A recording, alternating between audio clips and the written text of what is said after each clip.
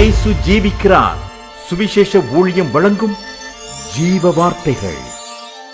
கிறிஸ்துவில் பிரியமானவர்களே, ஆண்டவராகிய இயேசு கிறிஸ்து நாமத்தில் உங்களை யாவரையும் அன்போடு வாழ்த்து வரவேற்கிறோம். இயேசு ஜீவிக்கிறார் ஊழியத்தின் சார்பாக ஜீவ வார்த்தைகள் நிகழ்ச்சி வந்து உங்களை கர்த்தர் ஆசீர்வதிப்பாராக. ஒவ்வொரு வாரமும் இதே நேரத்தில் இந்த வார்த்தைகளை கேளுங்கள், அநேகரை கேட்க செய்யுங்கள். ஊழியத்திலே பயன்படுத்த விரும்பினாலும் எங்களுடைய வெளியீடுகள் தேவையானாலும் எங்களோடு தொடர்பு கொள்ளுங்கள். நாம் ஒருமித்து அவர் நாமத்தை உயர்த்துவோமாக. நகோமி என்கிற புஸ்தகத்தை குறித்து இடத்துல கேட்டுக்கொள்ளுங்கள். கர்த்தர் நம்மை ஆசீர்வதிப்பார். இந்த நாளிலும் தெய்வம் நமக்கு தருகிற வார்த்தை நான் வாசிக்கிறேன், ஜெபத்துடன் கேளுங்கள். அப்போஸ்தலர் பரிசுத்த பவுல் தீமோத்தேயுக்கு எழுதின 2வது நிருபம் 4ஆம் அதிகாரம் 5ஆம் வசனம். நீயோ எல்லாவற்றிலும் மன தெளிவுள்ளவனாயிரு, தீங்கு அனுபவி, சுவிசேஷனுடைய வேலை செய், உன் ஊழியத்தை நிறைவேற்று. இந்த வார்த்தையில் கேட்கிற அன்பு நேச பிள்ளைகளே, இந்த உலகத்தில் வாழ்கிற ஒவ்வொருவரும், தேவனால் தெரிந்து கொள்ளப்பட்ட பிள்ளைகள் ஒவ்வொருவரும் அவரவர் எதற்கு அழைக்கப்பட்டோமோ, தெரிந்து கொள்ளப்பட்டோமோ அந்த அனுபவங்களை மற்றவர்களோடு நாம் பகிர்ந்து கொள்ளும்படி ஆண்டவர் எதிர்பார்க்கிறார். உன் ஊழியத்தை நிறைவேற்று என்ற அந்த வார்த்தை இருக்குது. உன் ஊழியத்தை நிறைவேற்று இந்த ஊழியக்காரங்களுக்கு அப்படின்னு நினச்சிடக்கூடாது. நீங்கள் எந்த நிலையில் இருந்தாலும், எந்த சூழ்நிலை இருந்தாலும், நீங்கள் பெற்றுக்கொண்ட அன்பை, பெற்றுக்கொண்ட ஆசீர்வாதங்களை, பெற்றுக்கொண்ட விடுதலையை மற்றவர்களோடு பகிர்ந்து கொள்ளும்படி அழைக்கப்பட்டிருக்கிறீர்கள் என்பதை மறந்து போகக்கூடாது. ஊழியத்தை நிறைவேற்ற, அவ்வளோதான். ஒருவேளை மேடை பிரசங்க இல்லாமல் இருக்கலாம், தெருவா போகிற பிரசங்காரம் இல்லாமல் இருக்கலாம், இன்னும் கொடுக்குற நபராக இல்லாமல் இருக்கலாம். ஆனால் உங்களை என்ன நிலையில் வச்சுருக்கிறாரோ அந்த நிலையில் நீங்கள் செய்யும்படி எதிர்பார்க்கிறதை அதை செய்யுங்கள்.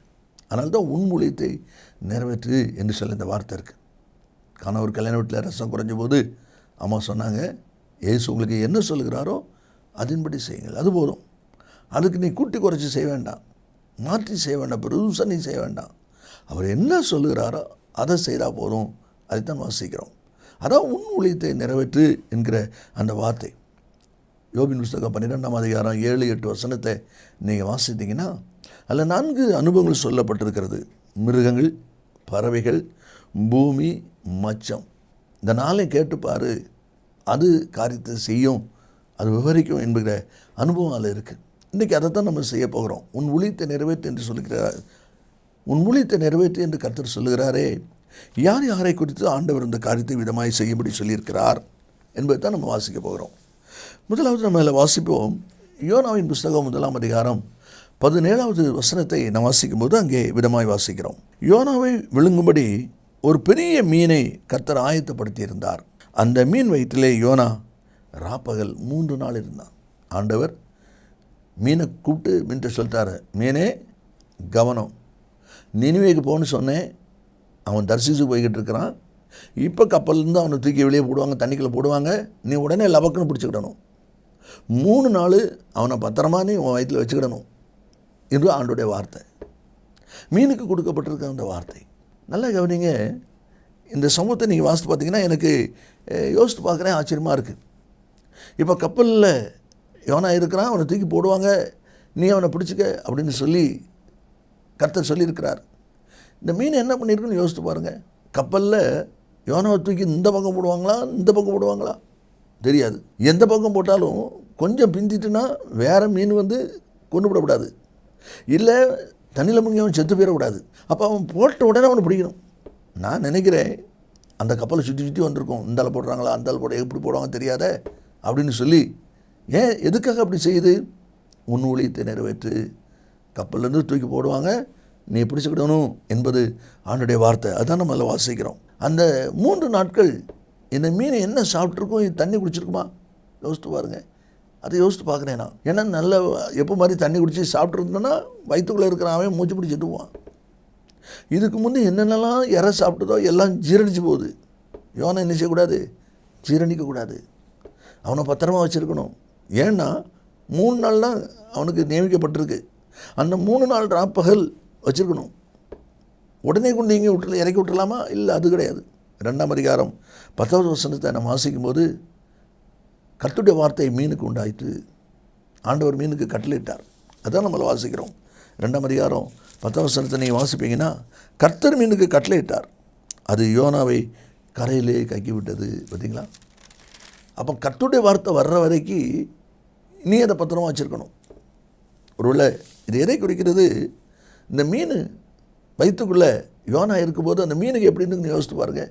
நமக்கு சாப்பிடுகிற ஆகாரம் ஏதாவது ஒன்று ஜீரணிக்கலை, வாய்வு தொந்தரவு அல்லது வயிற்று உப்பிசம், இப்படி ஏதாவது ஒரு பிரச்சனைனா எப்படி இருக்கும்? ஒரு மனுஷன் மீன் வயிற்றுக்குள்ளே நடமாடிக்கிட்டு இருக்கிறான், அந்த மீனுக்கு எப்படி இருந்திருக்கும் யோசித்து பாருங்கள். அப்போ இவ்வளோ வேதனை, இவ்வளோ பாடு, இவ்வளவு 3 நாள் பட்டினி, இதெல்லாம் இந்த மீன் சகிக்கணும், பொறுத்துக்கிடணும். ஏன்? உன் ஊழியத்தை நிறைவேற்று, அவனுடைய வார்த்தை நிறைவேற்ற மீன் இதெல்லாம் செஞ்சு ஆகணும். எனக்கு முடியலன்னு சொல்லி கைக்கிடலாமா? இல்லை.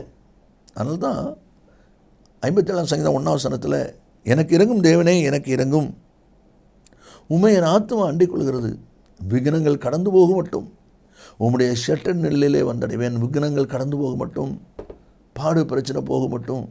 அதே தான் 105 சங்கீதம் 19 வசனத்தில் யோசேப்பை குறித்து சொல்லப்பட்டிருக்கு. கர்த்தர் சொன்ன வார்த்தை நிறைவேறும் அளவும் அவருடைய வசனம் அவனை புடமிட்டது. அப்போ தேவன் சொன்ன வார்த்தை நிறைவேறுகிற வரைக்கும் உங்களுக்கு புடமிடுதல் உண்டு. நீங்கள் அதை ஏற்றுக்கொண்டு தான் செய்யணும். மீன் தன் ஊழியத்தை நிறைவேற்றிச்சு. இன்றைக்கி நீங்கள் கர்த்தர் உங்களுக்கு கொடுத்த பொறுப்பை, உத்தரவாதத்தை நிறைவேற்றுறீங்களா? யோசித்து பாருங்கள். 2வது நான் வாசிக்கிறோம் 1 ராஜாக்கள் 17வது அதிகாரம் 4வது வசனத்தை நான் வாசிக்கும்போது, எலியாவை பார்த்து ஆண்டு சொல்கிறாரு, நீ கேரித்தில் போயிரு, அந்த ஆற்றின் தண்ணீரை குடிப்பாய், அங்கே உன்னை பூஷிக்க காகங்களுக்கு கட்டளையிடுவேன். ஆற்று தண்ணியை குடிச்சிக்க, கேரித்தாட்டில் அந்த ஆற்றுக்கரையில் இருக்கும்போது அங்கே உன்னை போஷிக்க காகங்களுக்கு கட்டளையிடுவேன் என்று சொல்கிறார்.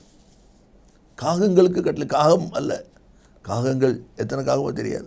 6ஆம் வசனத்தில் நம்ம வாசிக்கிறோம், அந்த காகங்கள் அவனுக்கு விடியற் காலத்தில் அப்பம் இறைச்சி, சாயங்காலத்தில் அப்பம் இறைச்சி கொண்டு வந்திருக்கு. சுட சுட கொண்டு கொடுத்துருக்குன்னு நினைக்கிறேன். எங்கேருந்து கொண்டு வந்தது? இந்த காகம் சுட்டு கொண்டு வந்திருக்குமா? கறி வச்சு கொண்டு வந்திருக்குமா? அப்போ எங்கேருந்து களவாண்டு கொண்டு வந்திருக்குமா? யோசிக்கவே முடியல. தேவனுடைய வார்த்தை அது எங்கேருந்து கொண்டு வந்து, எப்படி கொண்டு வந்தது, அது நமக்கு தேவையில்லை. காகத்துக்கு கட்டளை, காகமே காலையிலையும் சாயந்தரமும் ஒழுங்காக அப்பமும் இறைச்சியும் கொண்டு கொடுத்துடணும். அது கொண்டு கொடுக்குது. ஒருவேளை ஏன் எங்கேருந்து, அந்த கேள்வி நமக்கு வேண்டாம். ஏன்னா யோபின் புஸ்தகம் 33வது அதிகாரம் 13வது வசனத்தை நம்ம வாசிக்கும் போது, அவர் தம்முடைய செயல்கள் எல்லாவற்றையும் குறித்து காரணம் சொல்லவில்லை என்று நீர் ஏன் அவரோடு வழக்காடுகிறீர்? ஆண்டவர், இது எப்படி நடக்கும்? அது எப்படி சாத்தியமாகும்? காகம் எங்கேருந்து அப்பம் கொண்டு வரும்? அது எங்கேருந்து இறைச்சி கொண்டு வரும்? அது ஏன் உனக்கு கேள்வி? கர்த்தர் காகத்தை பயன்படுத்துகிறாரு, காகம் கொண்டு கொடுக்குது. அது செய்து கொடுக்குதோ, களவாண்டு கொடுக்குதோ, என்ன பண்ணி கொடுக்குதோ, கர்த்தருக்கும் காகத்துக்குள்ள காரியம். நீ ஏன் அதில் போட்டு மனசை குழப்பிட்டுருக்கீங்க? ஏன் கேட்குறீங்க? அதான் அந்த வசனத்தில் வாசிக்கிறோம், அவர் தம்முடைய செயல்கள் எல்லாவற்றையும் குறித்து காரணம் சொல்லவில்லை என்று நீர் ஏன் அவரோடு வழக்காடுகிறீர்? விடையும் அதே யோபு 5:9 இருக்குது. ஆராய்ந்து முடியாத பெரிய காரியங்களையும் எண்ணி முடியாத அதிசயங்களையும் அவர் செய்கிறவர். பார்த்தீங்களா? ஆராய்ந்து முடியாத பெரிய காரியம். காகம் எப்படி போஷிக்கும்? ஆராய்ந்தே பார்க்க முடியாது, யோசித்தே பார்க்க முடியாது. எண்ணி முடியாத அதிசயங்களையும் அவர் செய்கிறவர். அதுதான் பார்க்குறோம். ஆனால் நடக்கிறது என்ன? காகம் தேவன் தனக்கு கட்டளையிட்ட காரியத்தை செய்து கொண்டிருக்கிறது. உன் ஊழியத்தை நிறைவேற்று. ஆண்டவர் கொடுத்த அந்த ஊழியத்தை காகம் நிறைவேற்றி கொண்டிருக்கு. அருமையான தேவனுடைய பிள்ளைகளே, தேவன் உங்களுக்கு கொடுத்த ஊழியத்தை நீங்கள் எப்படி நிறைவேற்றி கொண்டிருக்கிறீங்க என்பதை யோசித்து பாருங்கள். இனி 3வது ஒரு அனுபவம் நான் வாசிக்கும்போது, மார்க் சுவிசேஷம் 11வது அதிகாரத்தை நாம் எடுக்கும்போது அங்கே நான் வாசிக்கிறோம் 2வது வசனத்தில் ஆண்டவர் சொல்லுகிறாரு சீஷரை பார்த்து, உங்களுக்கு எதிரே இருக்கிற கிராமத்துக்கு போங்கள், அதில் பிரவேசித்த உடனே மனுஷர் ஒருவரும் ஒரு காலும் ஏறியிராத ஒரு கழுதை குட்டி கட்டியிருக்க காண்பீர்கள், அதை அவிழ்த்து கொண்டு வாங்க. ஒரு கழுதை குட்டி கட்டியிருக்க காண்பீங்க, அதை அவிழ்த்து கொண்டு வாங்க. அதே போல் போகிறாங்க, அவிழ்த்து கொண்டு வராங்க. கேட்கிறவங்க இது ஆண்டவருக்கு வேண்டும் என்று சொல்லுகிறாங்க. அதே போல் கொண்டு வந்த உடனே இயேசு அந்த கழுதையை பயன்படுத்துகிறார் என்பதை நம்மளை பார்க்குறோம். பவனி செல்வதற்கு வீதி வழியாக ஆண்டவர் போய் எருசலேமிலே ஆலயத்துக்குள்ளே அவர் போகிறார். அது மட்டுமாக அந்த வீதி வழியாக வரும்பொழுது ஓசானா பாடல் பாடி மக்கள் வரவேற்பு விடுகிறாங்க. அப்போ ஆண்டவர் இந்த கழுதைக்கு மேலே அவர் பிரயாணம் பண்ணுகிறதை நம்மள பார்க்குறோம்.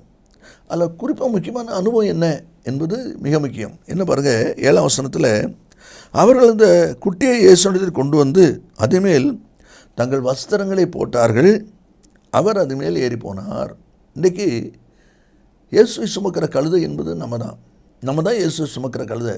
அப்போ இயேசு சுமக்கிற கழுதையாகிய நாம் அவரை சுமக்கணும்னா, அல்லது நம்ம மேலே இயேசு ஏறி அமர்ந்து பயணம் பண்ணணும்னா என்ன நடக்கணும்? தங்கள் வஸ்திரங்களை மேலே போட்டார்கள். வஸ்திரங்களை போட்டார்கள் என்று போட்டிருக்கு. கழுதைக்கு மேலே வஸ்திரம் போடலைன்னா இயேசு ஏற மாட்டார். அது என்ன வஸ்திரம்? அவங்க தங்கள் வஸ்திரத்தை போட்டாங்க.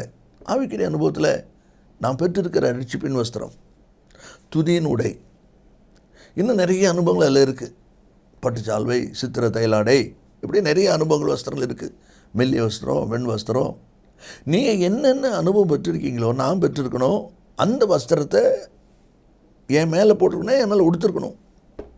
நான் உடுத்திருக்கிறத இயேசு பார்க்கணும், இயேசுக்கு அது தெரியணும். அப்போ தான் இயேசு எனக்குள்ளே பயணம் பண்ண முடியும். நீங்கள் பெற்றிருக்கிற ஆவிக்குரிய வஸ்திரத்தை நீங்கள் உடுத்திருந்தால் தான் உங்களில் இயேசு பயணம் பண்ண முடியும். வஸ்திரத்தை கழுதைக்கு மேலே போடாமல் இயேசு போக மாட்டார், இயேசு பயணம் பண்ண முடியாது. அதை தான் நம்ம வாசிக்கிறோம். இன்றைக்கி தேவனுடைய பிள்ளைகளை நாமும் கூட ஆண்டவர் இயேசுவை சுமந்து செல்கிற கழுதைகளாக இந்த உலகத்திலே வாழுமொழி அழைக்கப்பட்டிருக்கிற ஒவ்வொருவரும் நாம் பெற்றிருக்கிற ஆவிக்குரிய வஸ்திரத்தை அணிந்தவர்களாக தரித்து கொண்டுள்ளா இருக்கணும்.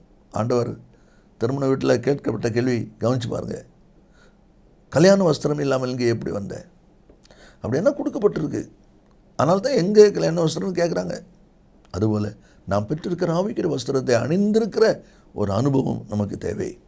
அந்த அனுபவத்தோடு நம்ம போகும்பொழுது தான் இயேசு நமக்குள்ளே வர முடியும். அதில் பாருங்கள், 8ஆம் வசனத்தில் வாசிக்கிறோம், அநேகர் வஸ்திரங்களை விரித்தாங்க, வேறு சிலர் மரக்கிளைகளை தரிப்பித்தாங்க. அப்படின்னா அது போகிற பாதையில் வஸ்திரம் விரிப்பது என்பது வரவேற்கிற கூட்டம். மரக்கிளைகளை வெட்டி போட்டார்கள் என்பது கழுதையை நடக்க விடாமல் தடுக்கிற கூட்டம். இயேசு இருந்த காலத்திலேயே வரவேற்கிற ஒரு கூட்டமும் தடுக்கிற ஒரு கூட்டமும் இருந்திருக்கிறத பார்க்குறோம். ஒருவேளை மரக்கிளை போட்டதுனால அது வரைக்கும் வேகமாக வந்த கழுதை இப்போவும் வேகமாக போக முடியாது. மெதுவாக ஒவ்வொரு காலாக எடுத்து சுற்றி போயிருக்கோம். ஏன்னா கிளை கிடக்கு, கொப்பு கிடக்கு, அதனால் வேகமாக போக முடியாது. மெதுவாக போயிருக்கோம். ஆனால் போய்கிட்டே தான் இருக்குது. நீங்களும் கூட ஒரு வாழ்க்கையில் சோதனை, பிரச்சனை, போராட்டம் என்கிற மரக்கிளைகள் உங்களுக்கு முன்னால் போடப்படலாம். அப்படியே டொக்குன்னு விழுந்துடக்கூடாது, அப்படியே படுத்துடக்கூடாது. மெதுவாவது நீங்கள் முன்னேறி போகணும். அதே தான் ஆண்டவர் எதிர்பார்க்கிறார். கடைசியாக மார்க்கு 14வது அதிகாரம் 30வது வசனத்தை வாசிக்கும் போது ஆண்டவர் சேவலுக்கு கொடுக்கிறார். சேவலை பார்த்து சொல்கிறார். என்ன சொல்கிறார் பாருங்க. இயேசு பேதுரை நோக்கி, இன்றைக்கு இந்த ராத்திரியிலே சேவல் 2 தரம் கூறுறதுக்கு முன்னே நீ 3 தரம் என்னை மறுதலிப்பா என்று மெய்யாகவே உனக்கு சொல்கிறேன். சேவல் 2 தடவை கூறுறதுக்குள்ளே நீ 3 தடவை மறுதலிப்பேன். அப்போ ஆண்டவர் சேவலை பார்த்து சொல்லிட்டாரு, சேவல் கவனிச்சுக்க, அவன் என்னை 3 தடவை மறுதலிப்பான். முதலாவது மறுதளிச்ச உடனே நீ கூவிடணும். 2வது மறுதளிக்கும் போது கூவிடாது. 3வது மறுதளிப்பான் இல்லையா, அப்போ 2வது நீ கூவிடணும். அப்போ இந்த சேவல் என்ன பண்ணியிருக்கோம்? பேதுரு எங்கே போகிறான் வாரான் அதே கவனிச்சுட்டு இருக்கும் பாருங்க. 68வது வசனத்தில் நம்ம வாசிக்கும் போது சேவல் முதலாவது கூவுறதை நம்ம பார்க்குறோம். 67ல் அவன் முதலாவது மறுதளிக்கிறான், சேவல் கூவுது. இனி அவன் பின்னாலே அலைஞ்சிருக்கும். அப்படி தான் நான் விசுவாசிக்கிறேன். இவன் எங்கெங்கே போகிறானோ, ஏன்னா அவன் 2வது மறுதளிக்கிறத பார்க்கணும், 3வது மறுதளிக்கிறத பார்த்து கூவணும். அதே போல் 71, 72ல் அந்த காரியங்கள் இருக்கிறதை நாம் பார்க்குறோம். இந்த வார்த்தையில் கேட்கிற அன்பு நேச பிள்ளைகளே, உன் ஊழியத்தை நிறைவேற்று. மீன் யோனாவின் வாழ்க்கையில் தனக்கு கொடுத்த வேலை செய்து, அதே போல் காகங்கள் எலியா வாழ்க்கையில் தனக்கு கொடுத்த வேலை செய்து, கழுதைக்குட்டி ஆண்டுடைய பயணிக்காக, ஆண்டுடைய பிரயாணத்துக்காக தனக்கு வேலை செய்து, அதே போல் சேவல் பேதுரு எச்சரிக்கையில் தன் வேலை செய்து உன் ஊழியத்தை நிறைவேற்றுறீங்களா?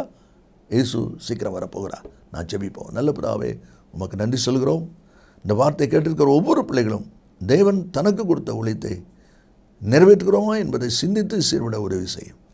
இயேசுவின் நாமத்தில் பிதாவே, ஆமேன் ஆமேன்.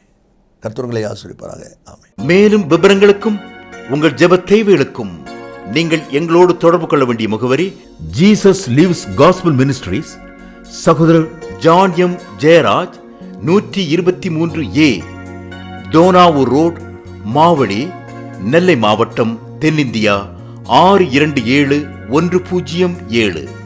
செல்போன் 9443113292.